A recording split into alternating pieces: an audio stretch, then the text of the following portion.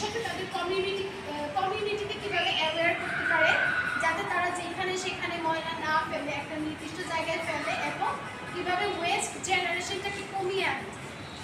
যেমন আমরা একটা এক্সাম্পল দিতে পারি, আমাদের শ্রীমঙ্গ সরকারি কলেজের সামনে যে ময়লা স্তূপ, এটা আমরা দেখতেছি প্রতিনিয়ত আমরা স্টুডেন্টকে, পরিবেশকে ক্ষতি করছি। কিন্তু এই ময়লাটা যদি আমরা এই জায়গা থেকে নিয়ে অন্য একটা জায়গায় ডাম্পিং করি, কি হবে? আলটিমেটলি আমাদের পরিবেশটাই ক্ষতি হচ্ছে, তাই না?